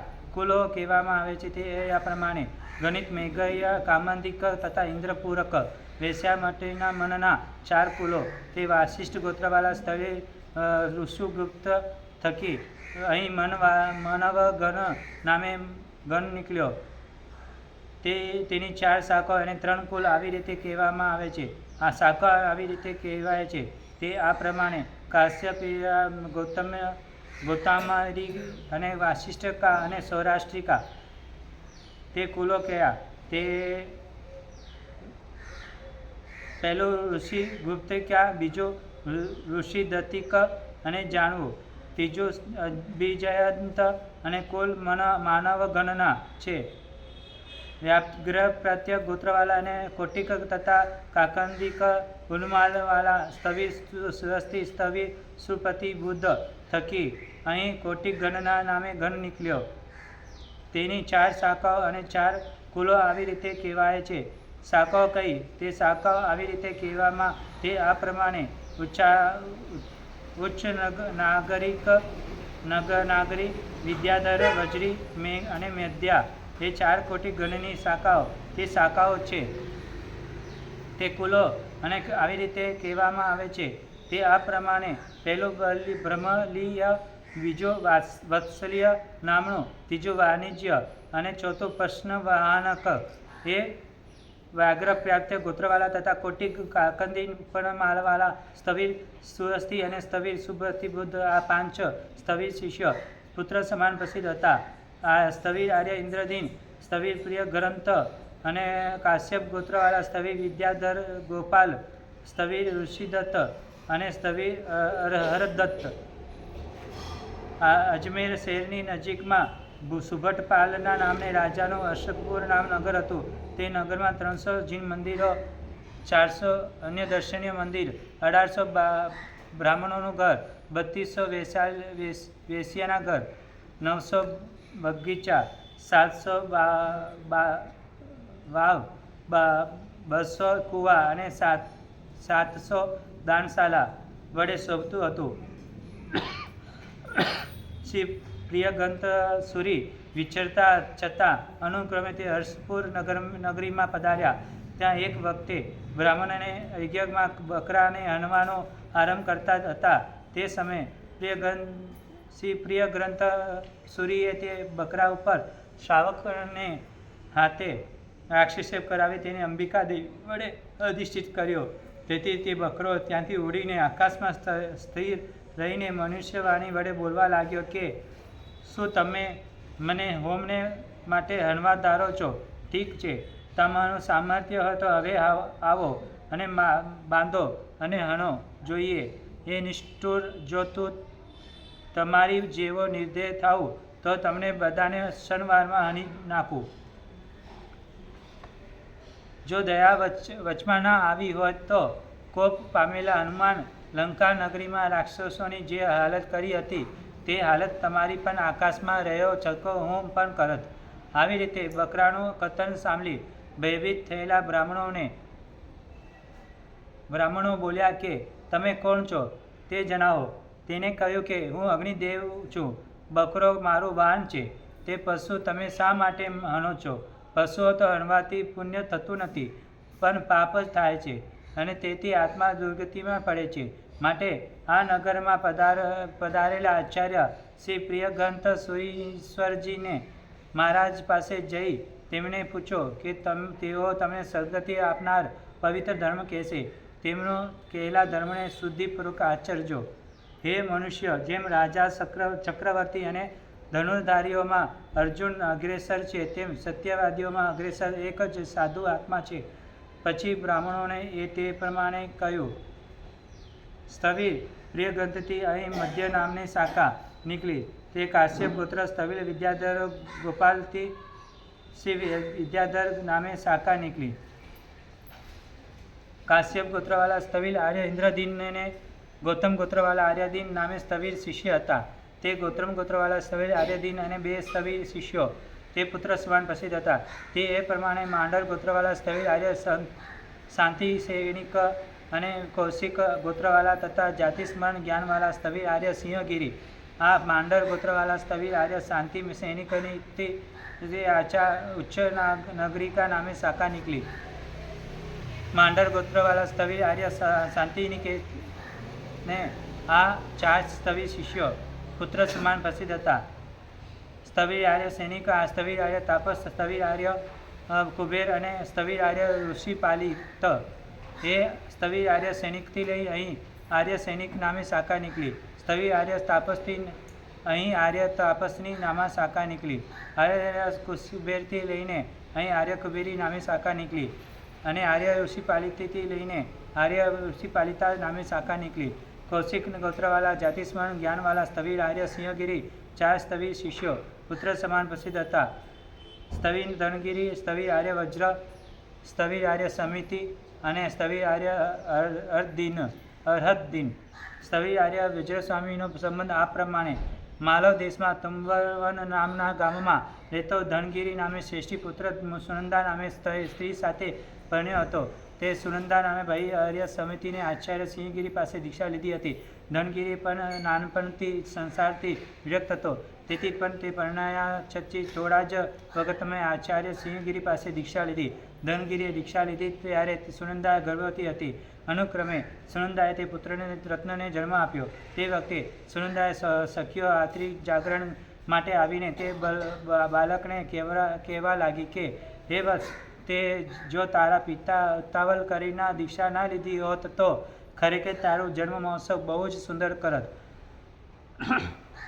પેલો બાળક જ્ઞાનવર્ણ્ય કર્મના લાઘવને લીધે સંજ્ઞાવાન હોવાથી તેમને સંતાપને સાવધાન થઈ તે સાંભળવા લાગ્યો કે પછી તેને વિચાર કર્યો, શું મારા પિતા દીક્ષા લીધી છે?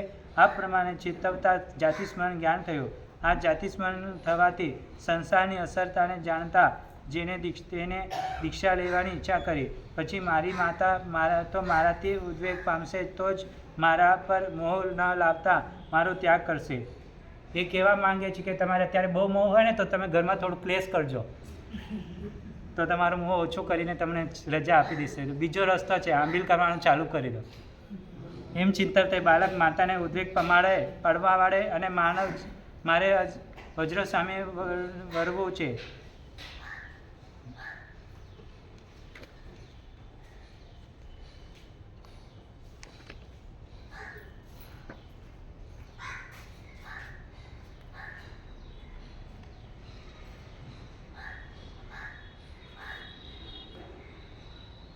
તે રાત દિવસ રડવા લાગ્યો. પુત્રને રડતો બંધ રાખવા માટે સુનંદાએ ઘણા ઉપાયો કર્યા, છતાં તે પણ રડતો બંધ ન થતો. એવી રીતે બાળકને રુદન કરતા 6 મહિના વીતી ગયા. તેથી સુનંદાએ પુત્રની પૂરેપૂર કંટાળીને આ વખતે આર્ય ધનગીરીએ આર્ય સમિતિને વગેરે શિષ્યો પરિવરેલા આચાર્ય સિંહગીરીએ તે ગામમાં પધારે તેમને જ્ઞાનબળથી જાણીને ધનગીરીને કહ્યું કે આજે તે તમને મહાન લાભ થશે. તેથી તમારા કુટુંબ પાસે જવું, આજ્ઞા સચિત અથવા અચિત જે કાંઈ તમને આપે તે મારી આજ્ઞાથી સ્વીકારી લેવું. આ પ્રમાણે ગુરુ મહારાજની આજ્ઞા સ્વીકારીને ધનગીરી સુનંદા ઘરે ગયા. તે જોઈને સુનંદા પુત્રને લઈને ઊભી થઈ અને કહેવા લાગી કે આટલા વખત સુધી આ તમારા પુત્રને મેં મારા આત્માની જેમ પાલન પોષણ કર્યું, પણ રાત દિવસ રુદન કરતા એને મને નાટકણીની જેમ નચાવી મૂકી. હું તો હવે એનાથી પૂરેપૂરી કંટાળી ગઈ છું, માટે હવે તમે એ લઈ જાઓ. તે સાંભળીને વચન કુશલ ધનગીરીએ બોલ્યા કે હે ભદ્રે, તારા કહેવાથી હું એને લઈ જઈશ, પણ પાછળથી તને પશ્ચાતાપ ન થાય તેમ હોય તો આવી રીતે કરવું રહેવા દે. સુનંદાએ કહ્યું કે મને આ પુત્ર માટે પશ્ચાતાપ થવાનો નથી, માટે સુખેથી લઈ જાઓ. તે સાંભળીને ધનગીરીએ ઘણા લોકોને સાક્ષી રાખીને બાળકને જોલીમાં લીધો અને જોલીમાં લીધેલો તે તરત જ તે રડતો બંધ થઈ ગયો. પછી ધનગીરીએ પાસે આવી ગુરુ મહારાજના હાથમાં તે બાળકને અર્પણ કર્યો. તે બાળક હોવા છતાં તે વજ્ર જેવો અતિશય ભાર લાગવાથી ગુરુ મહારાજે તેને વજ્ર એવું નામ પાડ્યું. આચાર્ય મહારાજ તે વજ્ર બાળકને સાધ્વીઓને સોંપ્યો અને સાધ્વીઓએ તે લાલન પાલન માટે શયાતર એટલે ગૃહસ્થપણે સોંપ્યો. તેથી શયાતરના ઘરની સ્ત્રીઓ તે પ્રેમપૂર્વક ઉછેરવા લાગી. શયાતરની શાળામાં સાધ્વીજીઓએ અભ્યાસ કરતા હતા. તે વચનો સાંભળીને બુદ્ધિના નિર્ધાનરૂપ અને પદાનુસારી લબ્ધિવાન વજ્રકુમારે પારણામાં રહ્યા છતાં 11 અંગ ભણી ગયા. હવે વજ્રકુમાર 3 વર્ષના થયા. કેટલા વર્ષના થયા? અને આપણે ઘણી વાર કહીએ છીએ ને, બાળકને હજી તો બોલતો નથી, એને શું પાઠશાળા લઈ જવું?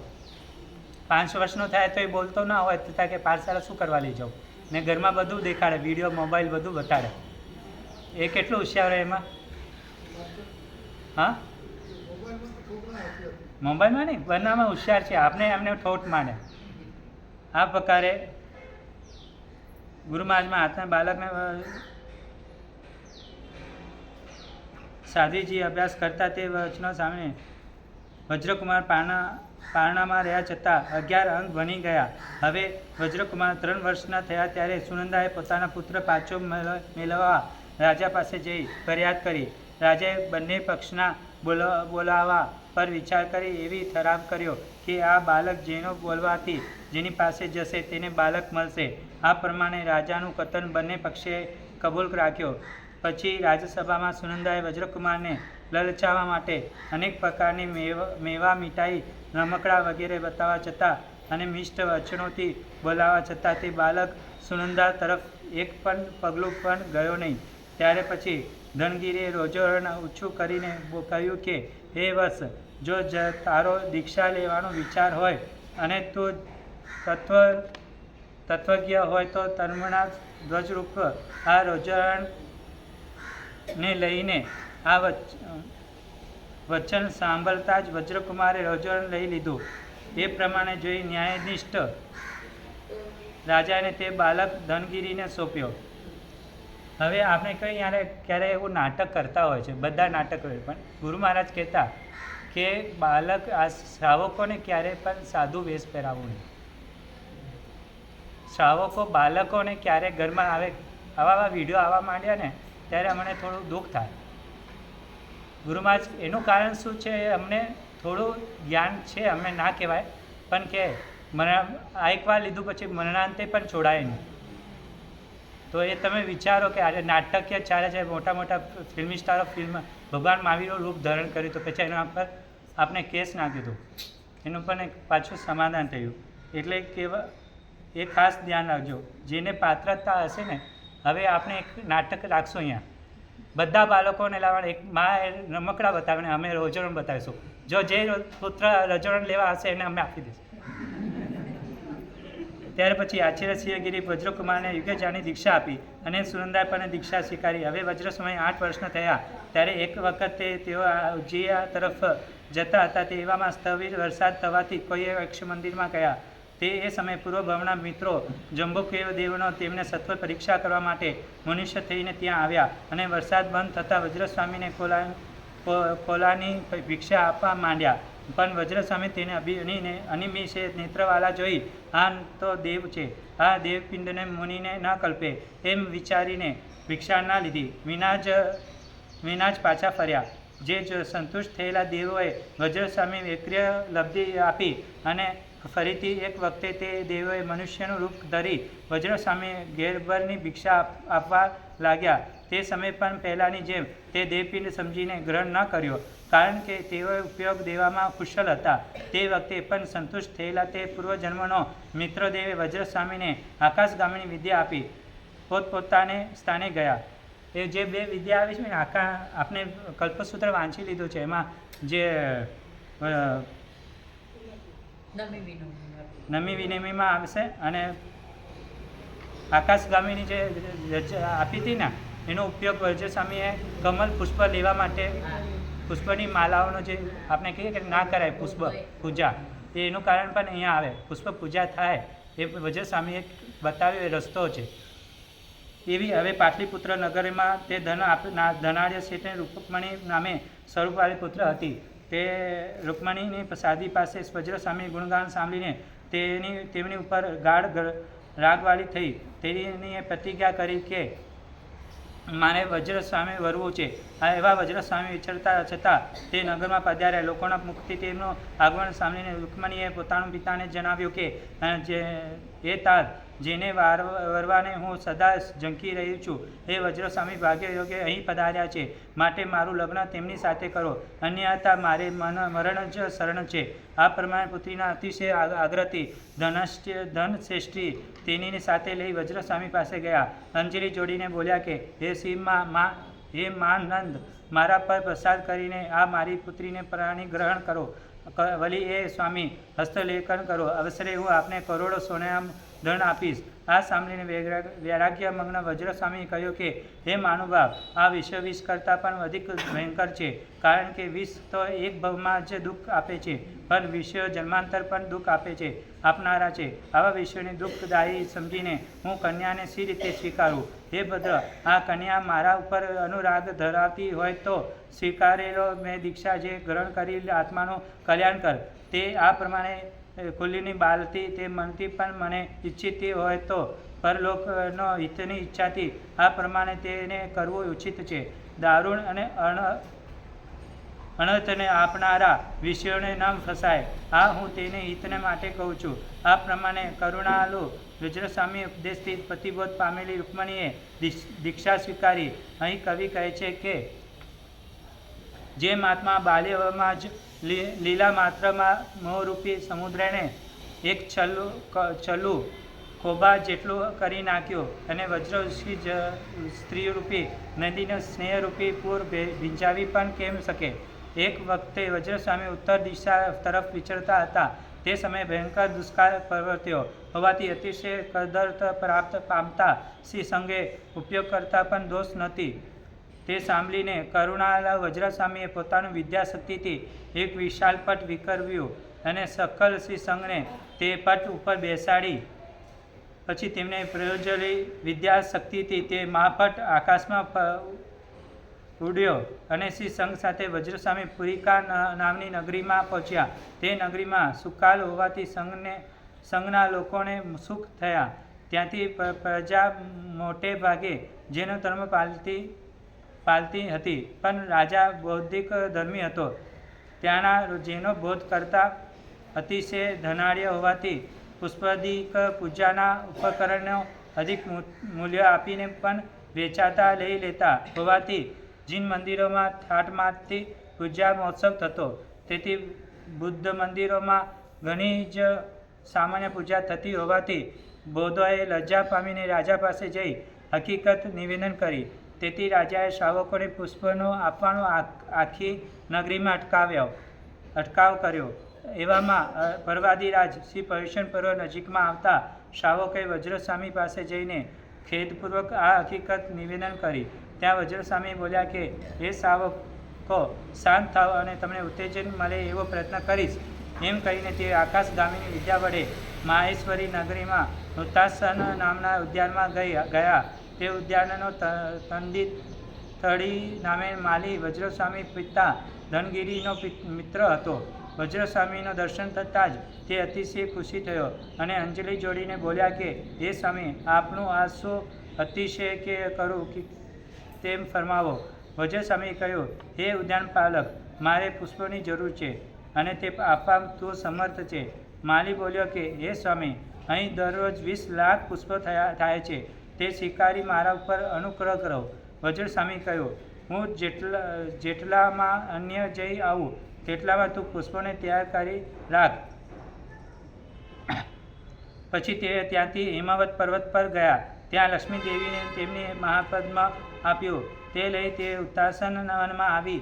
ત્યાંથી 20 લાખ પુષ્પો લઈ પૂર્વભવના મિત્ર જુંબકદેવોએ વિકેરવેલું વિમાન પર બેઠા છતાં મહામહોત્સવિત પુરિકા નગરીમાં પધાર્યા અને જીન શાસનની પ્રભાવના કરી તથા ત્યાંના બૌદ્ધિક ધર્મી રાજાને પણ પ્રતિબોધ પમાડી શ્રાવક કર્યો.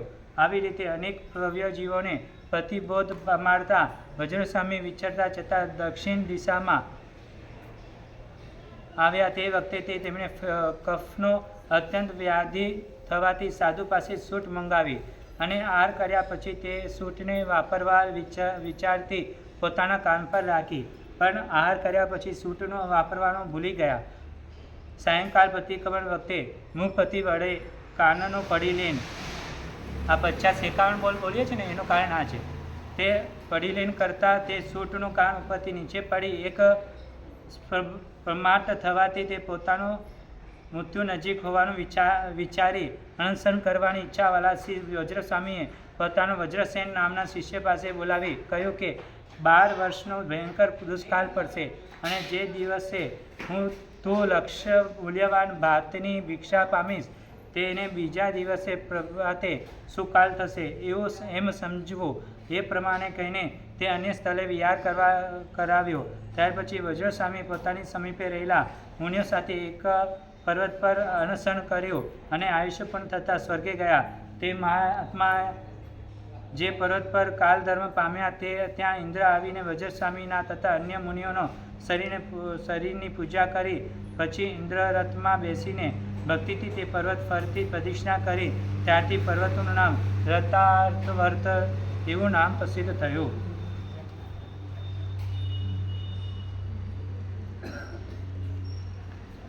શ્રી વજ્રસ્વામી સ્વર્ગે જતા 4 સંગયન અને 10મો પૂર્વ વિચ્છેદ પામ્યો. કહ્યું કે અહીં આર્ય મહાગીરી, આર્ય સુહસ્તી, ગુણસુંદરી સુરી, આચાર્ય શ્રી સ્કંદિલાચાર્ય શ્રી ઈશ્વર, શ્રી રેવત મિત્ર, શ્રી ધર્મ ભદ્રગુપ્ત, શ્રી ગુપ્ત અને શ્રી સુરીશ્વર વજ્રસ્વામી ગુરુયુગ પ્રધાનોમાં ઉત્તમ એવા 10 પૂર્વી થયા.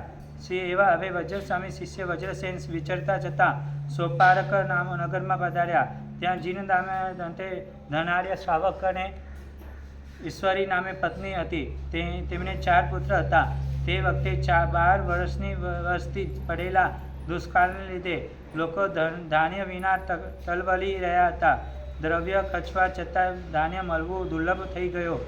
તેથી જીનદત્ત ઈશ્વરે અને તેમના 4 પુત્રો વિચાર કર્યો કે અડલગ દ્રવ્ય ખર્ચા છતાં ધાન્ય મળવું દુર્લભ થઈ ગયું છે. આવું દુઃખ વેઠવા કરતાં હવે તો મિશ્રિત અન્ન ખાઈને મરી જવું સારું. એ પ્રમાણે નિર્ણય કરી ઈશ્વરીએ લક્ષ્ય દ્રવ્ય મૂલ્યવાન ભાત શ્રાદ્યા અને તે જેવામાં તેમાં વિષ નાખવાને તત્પર થઈ. તેવામાં વજ્રસેન મુનિ તેને ઘેરે ગોચરી પાટે પધાર્યા. હવે સુપાત્ર મળવાથી ઈશ્વરીએ તે હર્ષ પામી પ્રફુલ્લિત હૃદય ભાત વહોરાવી હકીકત નિવેદન કરી.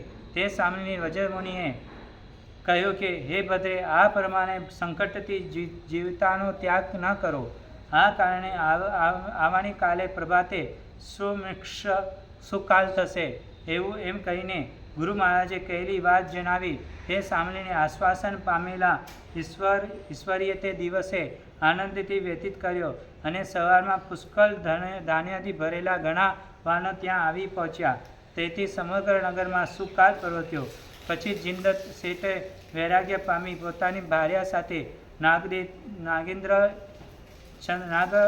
નાગેન્દ્ર ચંદ્ર નિવૃત્તિ અને વિદ્યાધર આ નામના 4 પુત્રો સાથે દીક્ષા સ્વીકારી.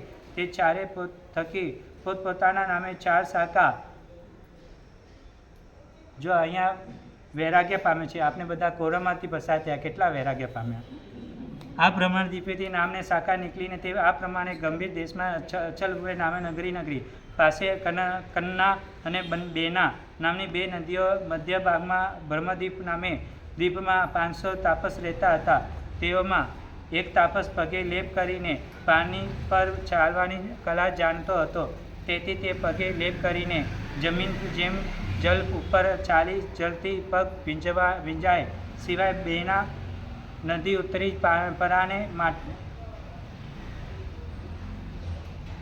માટે નગરમાં આપતો જતો લોકોમાં આશ્ચર્ય ઉત્પન્ન કરતો હતો.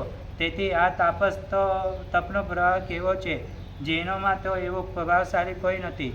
એ પ્રમાણે નગરમાં લોકો તે તાપસની પ્રશંસા અને જૈનોની નિંદા કરવા લાગ્યા. તે સાંભળીને શ્રાવકોએ વજ્રસ્વામીની સભામાં આર્ય સમિતિ સુરીને બોલાવ્યા અને તાપસની હકીકત નિવેદન કરી.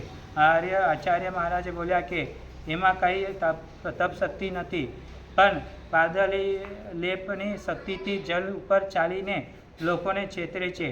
તમે તે તાપસને ભોજન માટે નિમંત્રણ કરો અને જમવા બેસે તે પહેલાં તેના પગ તથા પાવડીને જલથી સારી રીતે ધોઈ નાખજો, જેથી તે કપટ કલા જણાઈ આવશે.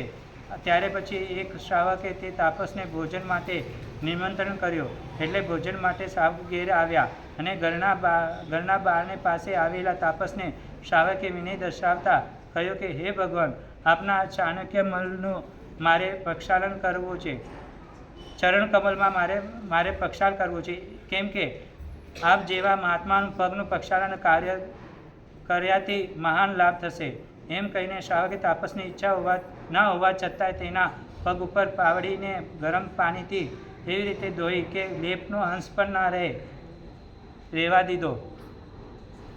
પછી શ્રાવકે તાપસને સારી રીતે ભોજન કરાવ્યો. ભોજન કરી રહેલા બાદ શ્રાવકે અને અન્ય લોકોથી પરી રહેલા તાપસ નદીને કાંઠે આવ્યો અને હજુ કાંઈક લેપનો અંશ રહી ગયો હશે એમ ધારીને અલ્પમતી તે તાપસ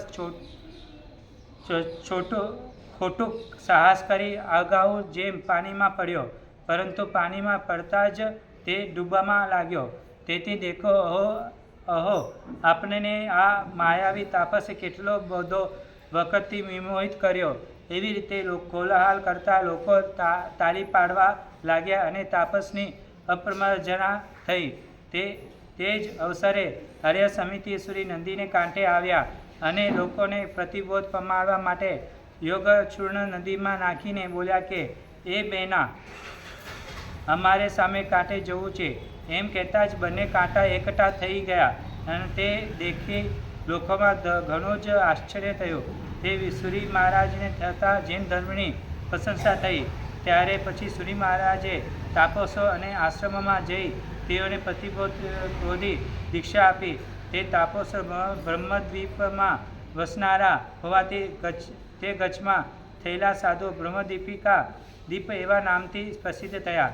ત્યારે આર્ય સુરસ્થી સુરી બ્રહ્મદીપિકા શાખા નીકળી. ગૌતમ ગોત્રવાળા સ્થવિર આર્ય વજ્રથી આર્ય વજ્રી નામે શાખા નીકળી. ગૌતમ ગોત્રવાલા સ્થવિર આર્ય વજ્ર હસેન આ સ્થવિર આર્ય શિષ્ય પુત્ર સ્થાપ્યા. સ્થવિર આર્ય વજ્રસેન, સ્થવિર આર્ય પદ્મ, આ સ્થવિર આર્ય રથ, આર્ય સ્થવિર વજ્રસ્મતી આર્ય નાગરિક નામે શાખા નીકળી. સ્થવિર આર્ય પદ્મની આર્ય પદ્મ નામે શાખા નીકળી અને સ્થવિર આર્ય રથથી આર્ય જયંતી નામે શાખા નીકળી. વત્સ ગોત્રવાલા સ્થવિર આર્ય રથને કૌશિક ગોત્રવાલા આર્ય પુષ્પગીરી નામે સ્થવિર આર્ય હતા. તે કૌશિક ગોત્રવાલા સ્થવિર આર્ય પુષ્પગીરીને ગૌતમ ગોત્રવાલા આર્ય ફાલ્ગુની નામે સ્થવિર શિષ્ય થયા. તે ગૌતમ ગોત્રવાલા આર્ય ફાલ્ગુન મિત્ર થયા. તે વાશિષ્ઠ ગોત્રવાલા આર્ય ધનગીરી નામે શિષ્ય થયા. વાશિષ્ઠ ગોત્રવાલા સ્થવિર આર્ય ધનગીરીને કાશ્યપ ગોત્રવાલા આર્ય સુવ્યભૂતિ નામે સ્થવિર શિષ્ય હતા. તે કાશ્યપ ગોત્રવાલા કુત્સ ગોત્રવાલા આર્ય સુવ્યભૂતિ નામે કાશ્યપ ગોત્રવાલા આર્યભદ્ર નામે સ્થવિર શિષ્ય હતા. કાશ્યપ ગોત્રવાલા સ્થવિર આર્યભદ્રને કાશ્યપ ગોત્રવાલા આર્ય નક્ષત્ર નામે સ્થવિર શિષ્ય હતા. કાશ્યપ ગોત્રવાલા સ્થવિર આર્ય નક્ષત્રને કાશ્યપ ગોત્રવાલા આર્ય રક્ષા નામે સ્થવિર શિષ્ય હતા. કાશ્યપ ગોત્રવાલા સ્થવિર આર્ય રક્ષાને ગૌતમ ગોત્રવાલા આર્ય નામે સ્થવિર શિષ્ય હતા. ગૌતમ ગોત્રવાલા સ્થવિર આર્ય નાગને ગૌતમ ગોત્રવાલા આર્ય જયલે નામે સ્થવિર શિષ્ય હતા. વારિષ્ઠ ગોત્ર નામવાલા સ્થવિર જયલી નામે વાંઢર ગોત્રવાલા આર્ય વિષ્ણુ નામે શાખા સ્થવિર શિષ્ય હતા. વાંઢર ગોત્રવાલા સ્થવિર આર્ય વિષ્ણુને ગૌતમ ગોત્રવાલા આર્ય કાલક નામે સ્થવિર શિષ્ય હતા. ગૌતમ ગોત્રવાલા સ્થવિર આર્ય કાલકને ગૌતમ ગોત્રવાલા આર્ય બે સ્થવિર શિષ્ય થયા. તે આર્ય સંપત્તિ અને સ્થવિર આર્ય ભદ્ર ગૌતમ ગોત્રવાલા સ્થવિર આર્યને ગૌતમ ગોત્ર આર્યભદ્ર નામે સ્થવિર શિષ્ય હતા.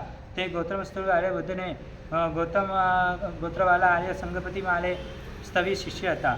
ગૌતમ ગોત્રવાલા સ્થવિર આર્ય સંપત્તિ પાલિત કાશ્યપ ગોત્રવાલા આર્ય સહસ્તી નામે સ્થવિર શિષ્ય હતા. કાશ્યપ ગોત્રવાલા સ્થવિર આર્ય સહસ્તી સુવ્રત ગોત્રવાલા સ્થવિર આર્ય ધર્મ નામે સ્થવિર શિષ્ય હતા. તે ગૌતમ ગોત્રવાલા સ્થવિર આર્ય ધર્મને કાશ્યપ ગોત્રવાલા આર્ય સિંહ નામે સ્થવિર શિષ્ય હતા. કાશ્યપ ગોત્રવાલા આર્ય ધર્મને નામે સ્થવિર શિષ્ય હતા. કાશ્યપ ગોત્રવાલા સ્થવિર આર્યને ધર્મને આર્ય સંધિલ નામે સ્થવિર શિષ્ય હતા. ગૌતમ ગોત્રવાલા ફાલ્ગુની મિત્રને વાશિષ્ઠ ગોત્રવાલા ધનગીરી નામે ગુપ્ત ગોત્રવાલા વિષુભૂતિ નામે અને કૌશિક ગોત્રવાલા દુર્યંત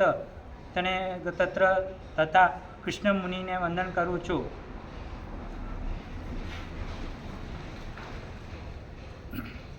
તમને મસ્તક વંદન કરીને કાશ્યપ ગોત્રવાલા ભદ્ર વંદન કરું છું. વળી કાશ્યપ ગોત્રવાલા નક્ષત્ર કાશ્યપ ગોત્રવાલા રથને વંદન કરું છું. ગૌતમ ગોત્રવાલા આર્ય નામને વાશિષ્ઠ ગોત્રવાલા જહેલી નામને ગોત્રવાલાને વંદન મોડાલ ગોત્રવાલા વિષ્ણુને ગૌતમ ગોત્રવાલા કાલકને પણ વંદન કરું છું. ગૌતમ ગોત્રવાલા કુમાર ગુપ્ત કુમારને સંપિતલી તથા ભદ્ર વંદન કરું છું. શ્રી વલી ગૌતમ ગોત્રવાલા સ્તવી આર્ય ગોત્રને નમસ્કાર કરું છું. મસ્તક પદે વંદન કરીને સ્તવી ચારિત્ર અને જ્ઞાન યુક્ત એવા ગૌતમ ગોત્રવાલા સ્તવી સંગપાલી તીર એવા વંદનને કરું છું. તે સમાના સાગર ધીર કિસ્મકાળ પ્રથમ પ્રભાસ અને ચૈત્ર માસના શુક્લ પખવાડિયામાં કાલધર્મ પામેલા એવા કાશ્યપ ગોત્રવાળા આર્ય સહસ્તીને વંદન કરું છું. આર્ય જેને દીક્ષા મહોત્સવમાં સમય પૂર્વ બમણા સંગતિવાળા દિવા મસ્તક ઉપર મનોહર શોભા વડે ઉત્તમ એવા છત્રને ધારણ કર્યો હતો તે સુરત ગોત્રવાળા શીલ લબ્ધિયુક્ત આર્ય ધર્મને વંદન કરું છું. કાશ્યપ ગોત્રવાળા આર્ય અસ્થિ મોક્ષ માર્ગના સાધક આર્ય ધર્મને વંદન કરું છું. તેમજ કાશ્યપ ગોત્રવાળા આર્ય સિંહ અને કાશ્યપ ગોત્રવાળા આર્ય ધર્મને પણ હું વંદન કરું છું. તમને મસ્તક પદે વંદન કરીને સ્થવિર સત્વચારી અને જ્ઞાન તેવા ગૌતમ ગોત્રવાળા સ્થવિર આર્ય જંબુને નમસ્કાર કરું છું. મધુર એવા માન્ય અને સ્વરૂપ અને માધવ વડે યુક્ત જ્ઞાન વડે અને દર્શન ચારિત્રમાં ઉપયોગવાળા અને કાશ્યપ ગોત્રવાળા સ્થવિર નંદિતને પણ વંદન કરું છું. ત્યાર પછી સ્થવિર ચારિત્રવાળા ઉત્તમ સંયુક્ત અને સત્વ વડે યુક્ત અને માંડર ગોત્રવાળા એવા દેશી ગણી ક્ષમાશમન નમસ્કાર કરું છું. છેલ્લું ત્યાર પછી અનુયોગ ધારણ કરનારા ધીનમતીના સાગર આ મહત્વ સત્વશાલીને વાત્સલ્ય ગોત્રવાળા સ્ત્રી ગુપ્ત સમન વંદન કરું છું. આલા જ્ઞાન દર્શન ચારિત્રને તપને સારી રીતે સ્તરિત કરેલા અને ગુણ વડે મોટા ગુણવંત સ્થળે કુમાર ધર્મને ગણીને વંદન કરું છું. શ્રી સૂત્ર અને અર્થ રત્નથી ભરેલા ક્ષમાદમ અને માધવ ગુણ વડે યુક્ત કાશ્યપ ગોત્રવાળા એવા દેવરથી ગણી ક્ષમાશમનને વંદન કરું છું. બોલો શ્રી નિમિષસુરી મહારાજ કી જય. હવે વંદન કરીને સર્વમંગલ કાલે આપણે 12 સૂત્ર